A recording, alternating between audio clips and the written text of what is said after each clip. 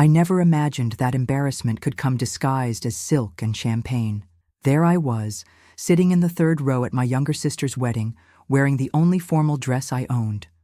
My son, Luca, was swinging his legs under the table, wearing a simple suit that had taken 2 months of effort. He looked so proud to be there. I thought that this day would make us feel like family again. Maybe I thought the same thing.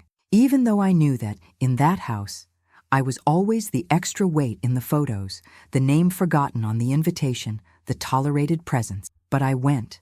I put on makeup in the cracked bathroom mirror. I combed my hair by myself. I smiled at the others, as if I were grateful for the opportunity to just exist among them. I was there for Luca, and maybe for myself, too. Vivian, my sister, floated around the room like she was on the cover of a magazine. Radiant, surrounded by glances, compliments, flashes of light. It had always been that way. While she received blessings, I received cold advice on how to get back on my feet. She was the perfect daughter, our mother's jewel. I was the scar no one wanted to show. Even so, I applauded. I smiled in the photos. I helped Luca fix his bow tie when he got mousse on it.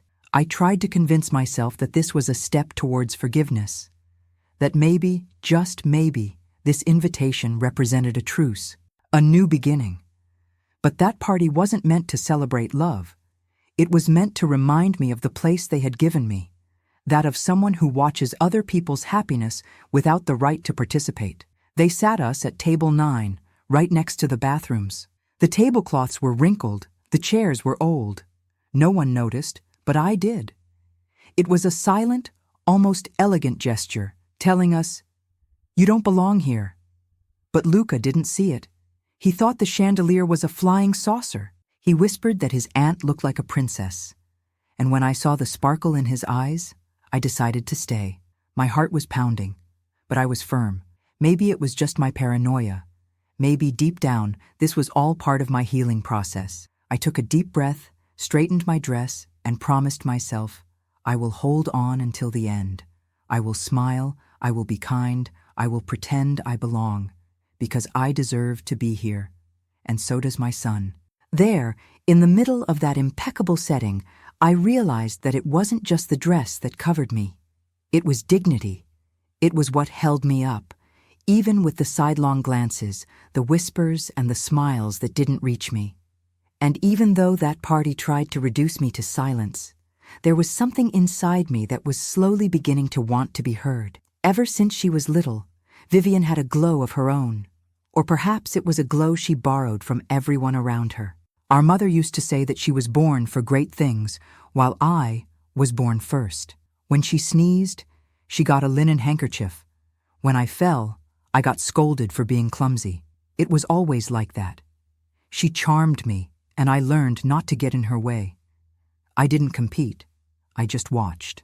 While Vivian was accumulating trophies, award-winning photos, and applause from school, I was accumulating silences, punishments, and impatient looks. When I became a mother at 25, they expected me to apologize for existing. "You destroyed your future," they said. But they didn't know that, when I held Luca in my arms, I was gaining a new one. Not the future they expected, but the one I chose to live. His father disappeared before the 6th month of pregnancy. No explanation, no message, just the echo of the door closing. And with it, all the hope that someone at home would embrace me differently. My mother called me irresponsible. My grandfather looked away. Vivian didn't even show up at the hospital. I learned that for them, being a single mother was worse than making a mistake. It was tarnishing their family name. Still, I raised Luca with love, even washing dishes in the morning and working double shifts at night.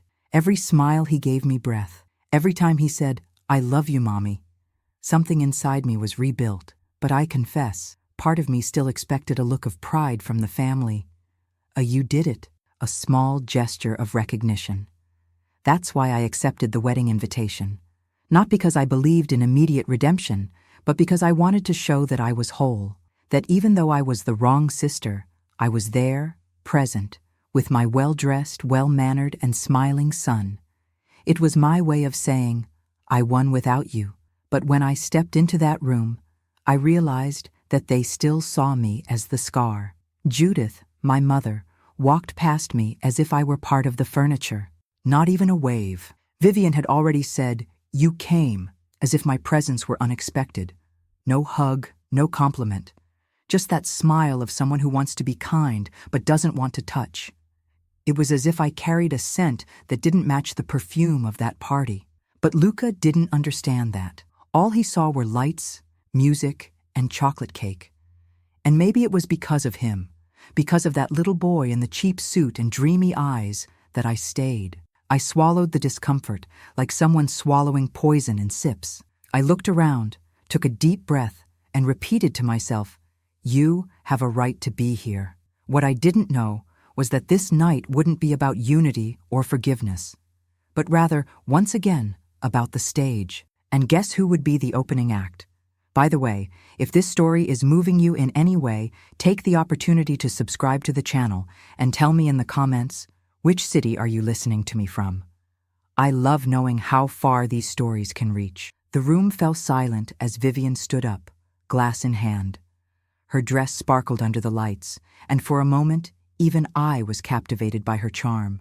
I waited for sweet words, a childhood memory, perhaps even a discreet thank you. She began by thanking the guests, the groom, the family. My name came up with a cold smile, and the first sentence sounded like a compliment. But the second tone was enough for me to understand. I was the comedic act of the evening. "People look to my sister as a role model," she said. "Being a single mother, independent, always alone, because no one else wanted to." The audience laughed. Loud, unfiltered laughter, like it was the height of the night. My stomach turned. I looked at Luca. He didn't understand. He frowned. He squeezed my arm and whispered, "Why did she say that, Mommy?" I wanted to answer. I wanted to protect him, but the words wouldn't come. My mother, Judith, decided to crown the spectacle. She shouted from her table like an arrow, "She may be a used product, but she still shines." More laughter, more clinking glasses. It was like a crystal knife cutting into my skin. I was no longer a guest nor family. It was a spectacle of public shame, a living joke served between the cake and the champagne. My eyes searched for help.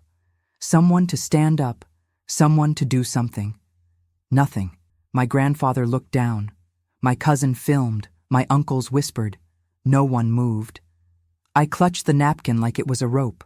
My hands were shaking. My eyes were burning. But I wouldn't cry. Not there. Not in front of my son. Because the only thing crueler than being humiliated is being humiliated in front of someone who sees you as a heroine. Luca looked at me, trying to understand. What do you do when the child who admires you the most sees you being ridiculed? How do you explain that this kind of evil comes from within the family? His silence was what hurt the most. I didn't know if he was more confused, sad, or disappointed. I only knew that, at that moment, a part of my soul wanted to get up and run, but another part wanted to stay, to face it. The sound of the party continued. Suppressed laughter, background music. Waiters passed by with glasses. The world spun as if nothing had happened. I felt a scream stuck in my throat, but it wouldn't come out. All I had was my presence, and she was my resistance. I was the woman who dared to sit at the table, even though she wasn't welcome. I could have gotten up and left right then and there, taken Luca by the hand, and disappeared from view. But something made me wait. It was like something was about to happen. Not an apology, not a gesture from my sister, but some twist in the silence. And then I heard it, the scraping of a chair. An unexpected movement, coming from the direction of the altar. It was Callum. And on his face, there was no smile. Callum stood up as if the floor itself had cried out for help. The room froze. The laughter stopped. The music stopped making sense. He walked to the center with slow, steady, almost ceremonial steps. He didn't look at Vivian or Judith. His eyes were on me, only me. For the first time that night, someone saw me without judgment, without irony, without contempt. He took the microphone from the bride's hands as if he were taking a knife from the table. The room held its breath. No one knew if he would make a joke, a defense, or an apology on behalf of the family. But he said it directly. "Lara, don't go." He said it in a low voice, but firm enough to carry across the room. My heart raced. I didn't even know he knew my full name. I didn't even know he cared. Callum turned to the audience. "I can't continue this party as if nothing had happened," he said. "What we saw here wasn't humor. It was cruelty." The tension in the room was palpable. Some people looked at Judith, waiting for a reaction. Others looked down. Vivian froze. She looked small. For the first time, her princess pose cracked. And me? All I could do was squeeze my son's hand. "She didn't ask for a stage. She never needed an audience," Callum continued. "But I refuse to join a family that applauds the humiliation of a woman who fought alone to raise a child with dignity." It was like a clap of thunder that cleared the air. The room shook. People coughed. Cutlery stopped in its tracks. And suddenly, my pain wasn't invisible. Someone had named the thing everyone else pretended not to see. He looked at Luca.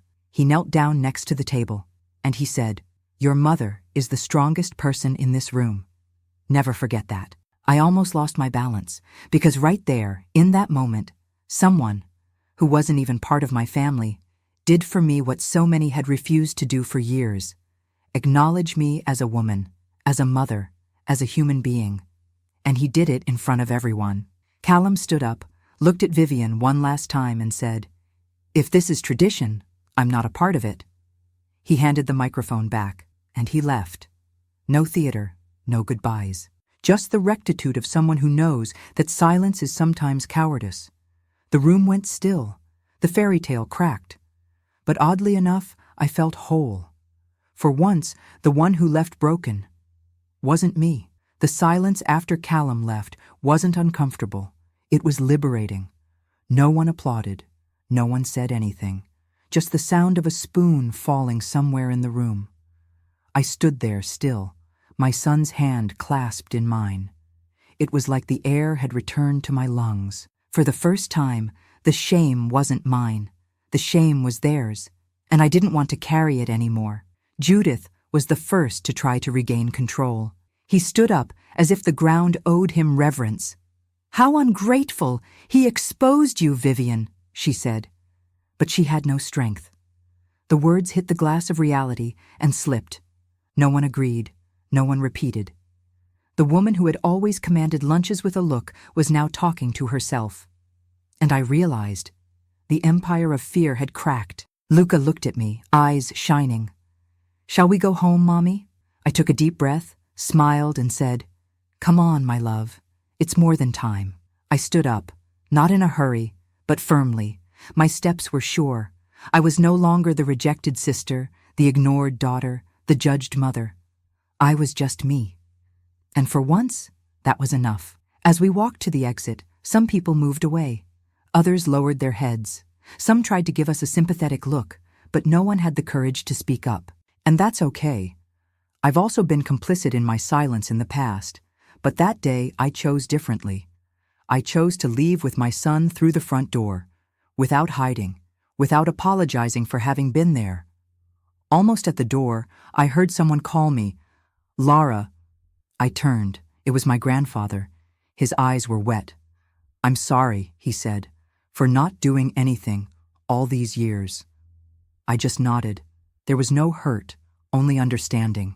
He was from a generation that learned to keep its head down. I was from a generation that needed to stand up, and I did. Outside, the air was cool. Luca's grip on my hand tightened. "Is the party over?" he asked. "It is," I said, smiling slightly. And it ended exactly how it needed to end. The sky was clear, the night calm. No fireworks, no drama. Just the calm of someone who finally left a place they never wanted to. In one piece. We drove in silence. No music. Just the sound of the road and our thoughts walking along. That wasn't an escape. It was a return.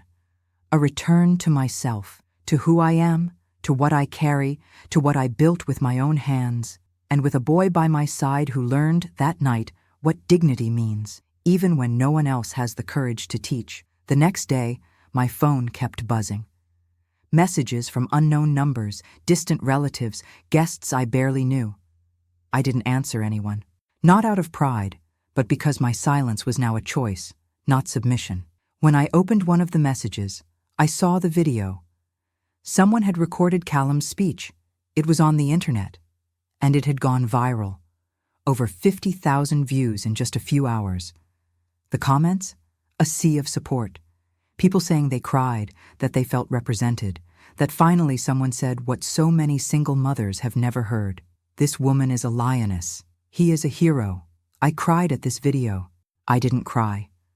I just stood there, staring at that frozen image of me and Luca holding hands. For the first time, we were truly being seen. Vivian tried to do damage control. He said Callum had overreacted, that it was a joke between sisters, that the public was oversensitive, but it didn't stick. The mask had slipped, and no one wanted to help put it back on. The wedding was called off a few days later. No posts, no explanation. Just silence. The same thing they'd given me for years. Now it was back to them.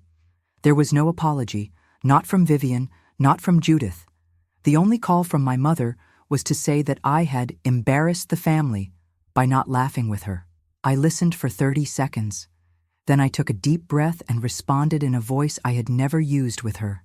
I am no longer your scapegoat. And I hung up. No drama, no yelling, just a calm, definitive stop. It wasn't a magical turnaround.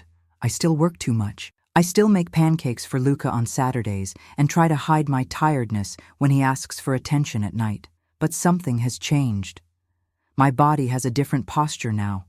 My head no longer lowers when I pass by people. I no longer live trying to please those who despise me.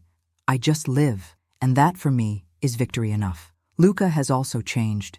He speaks out more. He questions more.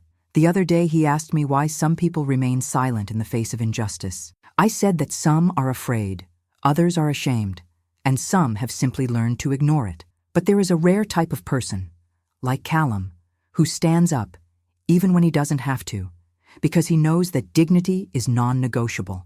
If you also believe that dignity is not up for discussion, if you have ever had to break up with the people who should support you the most, leave a comment below and share this story with someone who needs to hear it today. And if you are not yet subscribed, join the channel now. Your presence here makes all the difference. It's been 6 months since that wedding that never happened. Sometimes I still find myself remembering the music, the lights, the silence after the speech, but not with sadness, but with clarity. That's when everything changed. Not because someone apologized to me, but because I stopped apologizing for existing. I didn't know I could feel peace after so much shame, but I felt it, and I still feel it today. Vivian returned to her routine of photos, events, and rehearsed smiles. The video disappeared from her social media. No mention of what happened, no contact, and honestly, I don't expect anything more. I'm tired of expecting from my family what they never knew how to give: respect, support, listening. I don't want revenge. I just want emotional distance from those who confuse love with appearance. Judith never contacted me again after that call. I think that, to her, I am the ungrateful daughter who ruined everything. But to me, it was the opposite. I finally stopped being the portrait of shame, and I became the mirror of truth, one that she refuses to face. And that's okay. It also took me a long time to accept who I am without the judgmental gaze of others. What remains of that day is what really matters: me and Luca. He still sees me as his hero, but now with a different kind of sparkle in his eyes. A sparkle of someone who saw his mother rise up, not with shouts, but with dignity. He asks me about Callum sometimes. He says he wants to be just like him when he grows up. Strong, fair, and with the courage to say no when it would be easier to stay quiet. The other day, as we brushed our teeth side by side, he looked at me in the mirror and asked, "Mommy, are you still sad about what Aunt Vivian said?" I thought for a moment before answering, "Not anymore, son." "And do you know why?" He shrugged, toothpaste on his chin. "Because I think you won, even without fighting." I smiled. Because it was true. It wasn't a fight. It was a choice. and I chose to leave the scene without losing myself. The pain was gone. The memory remained. Not as an ugly scar, but as a firm stitch. It was what sewed me back together. That made me understand that I don't need to prove anything to anyone, that I am whole, even when they try to tear me apart into pieces. And if you've been through this, you also know, surviving contempt and moving on with dignity is the rarest kind of victory. We didn't dance at that party. We didn't toast. But we left there with something much bigger than confetti or photographs. We left with truth. And truth, even when it hurts, liberates. And freedom, oh, no one can take that away. Some people ask me if I regret going to that wedding. And the truth is, I don't. Because if I hadn't gone, I would have continued to believe that the problem was mine. I would have continued to try to fit in, to keep quiet, to smile out of obligation. But it was in that room, surrounded by cold stares and sharp words, that I realized, what makes me strong is not being accepted. It's being true to myself. It wasn't a break with my family. It was a reunion with myself. I, who for years asked permission to exist, stopped asking for permission. I stopped looking for space where I never had room. Today, what I carry is more than memories. It's learning. I learned that those who truly love don't expose, ridicule, or diminish. Love isn't proven at parties. Love is measured in silence, in absence, in the daily choice not to hurt. Callum didn't know me well, and yet he chose to speak. While so many people in my own family preferred to hide behind napkins, he stood up, not for applause, not for the spotlight, but for character. And that kind of courage, when it happens, lights a light that no one else can extinguish. His speech was more than a defense.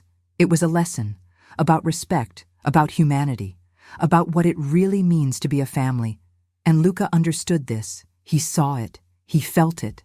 A few days later, I caught him playing with his action figures. One of the figures made a speech against the villains who were making fun of the other's mother. "Because no one laughs at the ones we love, right, Mom?"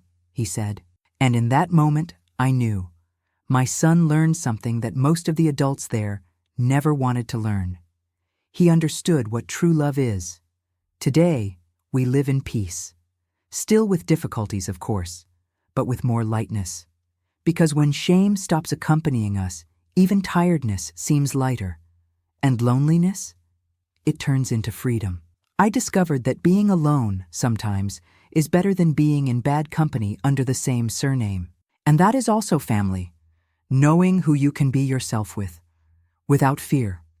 Many people still live in fear of speaking too loudly, of breaking traditions, of seeming ungrateful.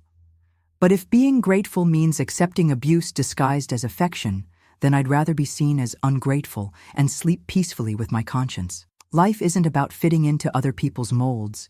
It's about living truthfully, even if it costs you invitations, toasts, or forced smiles. If you have also chosen peace over approval, share this with me in the comments.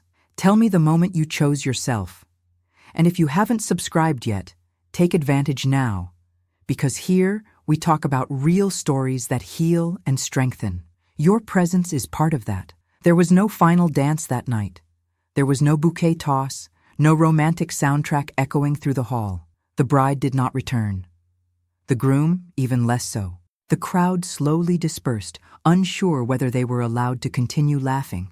That party, set up to seem perfect, collapsed into silence. And the curious thing is that for the first time, I left in one piece a place that had always torn me apart. There was no apology.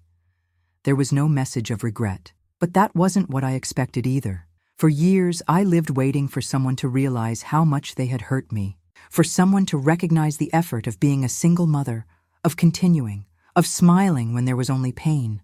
But that day taught me that true change doesn't happen when someone apologizes. It happens when we stop waiting. I left the room with my head held high, my son's hand clasped in mine, and one certainty: I am no longer a shadow, not the forgotten sister, nor the invisible daughter, nor the joke of the night. I am Lara.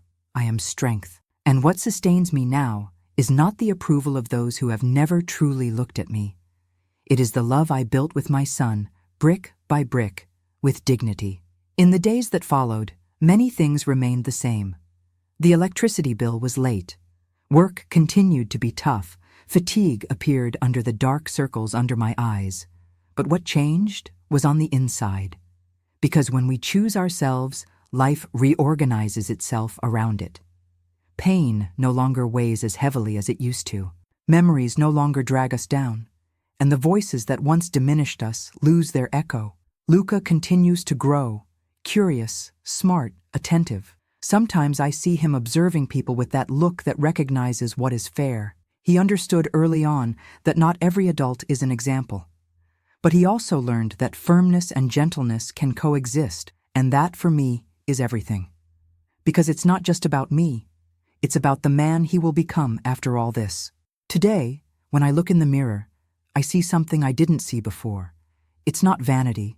It's not beauty. It's presence. I'm here, all of me. With all the marks, yes, but without fear of showing them. Because each one carries a story that brought me here. And none of them were in vain. Not dancing that night didn't stop me from celebrating. Because the most important party isn't the one with guests. It's the one that happens when we go home with our souls at peace. And that day, mine was light. Not because of who stayed, but because of what I finally left behind. This story is not about a marriage gone wrong, nor about a fight between sisters, or about a groom who said something no one else had the courage to say. It is about something much deeper. The choice to no longer carry the burden that others have placed on you. It is about the silent courage to stand up, even when your voice trembles. About understanding that your dignity does not depend on anyone's applause. For years, I believed I needed to prove myself, that if I tried harder, smiled more, kept quiet more, maybe one day they would see the real me. But in that room, surrounded by laughter that hurt more than screams, something inside me woke up. I didn't need their permission anymore. I just needed my own permission to move forward, easy, steady, and guilt-free. Liberation did not come with shouts or revenge. It came with slow steps to the door, with my son's hand tightly in mine, with the certainty that those who choose their own path no longer need to beg for space on other people's roads.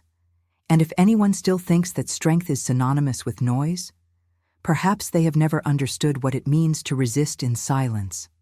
Today, I know I'm not alone, because every woman who has ever been ridiculed by her own family, who has ever been treated as less than, who has held back her tears in front of her child so as not to let him see the pain, this woman knows exactly what I'm talking about. We don't want a stage. We want respect. And when it doesn't come, we learn to respect ourselves on our own. If you've come this far, maybe this story has hurt somewhere inside you. Maybe it reminded you of something, someone, some moment. And if it hurt, know this. You're not wrong, nor weak. You're feeling it. And that's the first step to stop accepting what hurts. Because those who feel, transform. And those who transform, free.